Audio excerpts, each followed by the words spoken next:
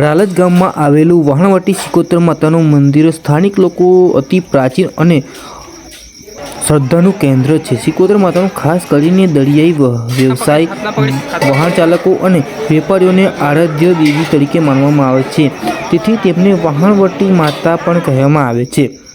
લોકવાયકા મુજબ આ મંદિર ખૂબ જૂનું છે અને અહીંયા સ્વયંભૂ પ્રગટ થયા હોવાનું ગણાય છે. માતાજી પહેલાં અહીં નાનું સ્થાનિક હતું જ્યાં ગામ લોકો દીવો પ્રગટાવી પૂજા કરતા હતા. સમય જતાં ભક્તોની સંખ્યા વધારો થતાં ભવ્ય મંદિર નિર્માણ કરવામાં આવ્યું.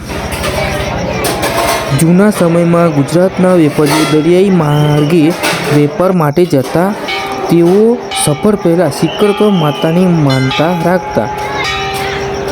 માતાજીની કૃપાથી તેમના વહાણ સુરક્ષિત પરત ફર્યા એવી માન્યતાઓ માતા વહાણવટી સિકોતર તરીકે પ્રસિદ્ધ થયા.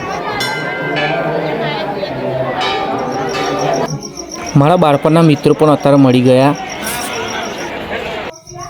આ મંદિરની બાજુમાં ઘણું વિશાળ શિવલિંગ પણ આવેલું છે. આ શિવલિંગની અંદર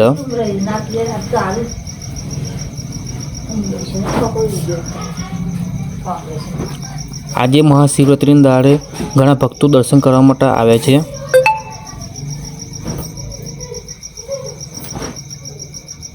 આ છે ભારતમાં આવેલા 12 જ્યોતિર્લિંગ.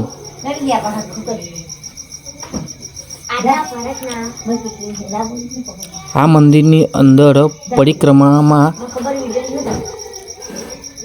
હિન્દુ ધર્મના મુખ્ય દેવતાઓ અને માતાજીઓની મૂર્તિઓની સ્થાપના કરવામાં આવી છે.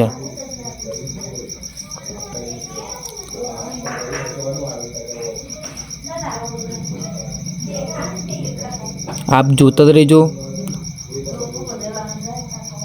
રણછોડજી ભગવાન,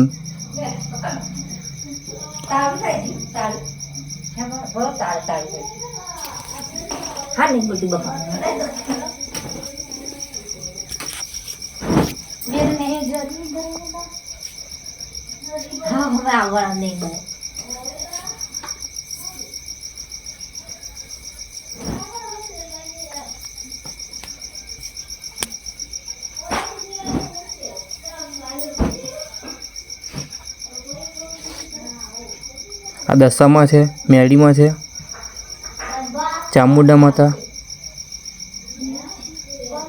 આવા ઘણા દેવી દેવતાઓની મૂર્તિઓની સ્થાપના ચારેયમગ કરવામાં આવી છે. નરસિંહ અવતાર, પરશુરામ, રામ, લક્ષ્મણ અને જાનકી માતા, રાધે કૃષ્ણ, ભાથીજી મહારાજ, રામાપીર.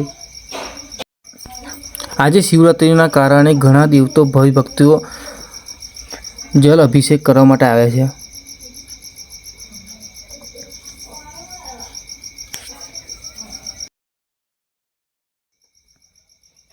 અમે જળ અભિષેક કરીને શિવલિંગની પરિક્રમા કરવા લાગ્યા. દૂરથી આ શિવલિંગ આટલું વિશાળ અને સુંદર લાગે છે. આજે ભાંગ અમે પણ પીધી. મિત્રો, વિડીયો ગમ્યો હોય તો સબસ્ક્રાઈબ પણ કરી દેજો. જય માતાજી.